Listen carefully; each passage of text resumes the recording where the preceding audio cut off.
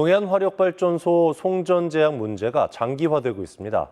송전망 부족에 따라 전기를 더 이상 보낼 곳이 없어 민간 발전소들이 가동과 중단을 반복하고 있는데요.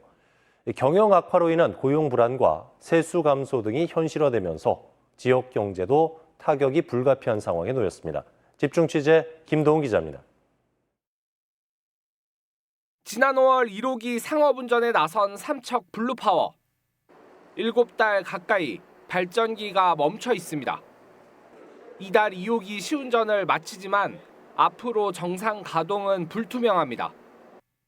지역 반발도 어렵게 설득해가면서 건설한 발전소가 전기를 생산해도 보낼 선로가 없다 보니 아무것도 할 수 없는 상황입니다. 내년부터는 상업운전이 시작되지만 송전 제약 등 외부 환경으로 인해 가동률 저하 및 경영 악화가 불가피한 상황입니다. 동해안에 최근에만 건설된 화력발전소는 모두 4곳. 이 중 3곳이 민간 발전사인데 모두 송전 제약 문제로 올해 평균 가동률은 20% 수준에 그치고 있습니다. 극심한 경영난에 동해 GS전력 등은 이미 구조조정에 들어갔고 다른 발전소도 인력 감축을 앞두고 있습니다. 저희 회사 적자가 2,400억입니다. 내년에는 저희가 예상할 때 한 3,400억 가량 적자가 예상이 됩니다. 이런 부분은 이제 회사의 부도로 연결이 되고 그렇게 될 경우에 750명의 고용 인원의 고용 불안이 가중이 되고 영세한 협력업체도 줄도산 위기에 놓였습니다. 강릉의 부산물 처리 업체 4곳은 올해 손실액만 53억 원에 달하고 실적에 따라 비용을 지급받는 하역업체는 수입이 아예 끊겼습니다. 발전소가 가동이 중지가 되면은 하역이 발생이 없습니다.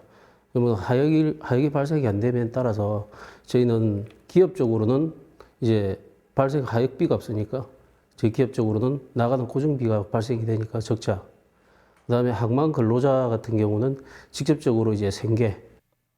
발전소 경영 불안은 지자체 세수에도 영향을 줍니다.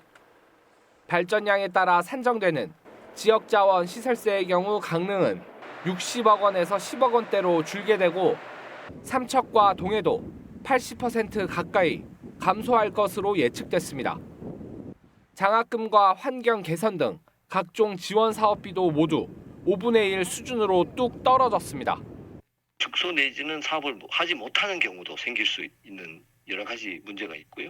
또 나아가서는 지역 경제에 미치는 영향이 역시 크다. 지역의 상경기 또 지역의 일자리 이와 더불어서 각종 업체들의 참여 역시도 상당히 악영향을 초래해서 발전소들은 당장 내년부터 건설대출금 상환에 나서야 하지만 이미 수천억 원의 적자를 보고 있어 자금 조달도 쉽지 않은 상황.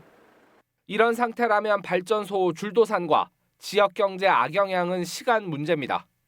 지원뉴스 김도훈입니다.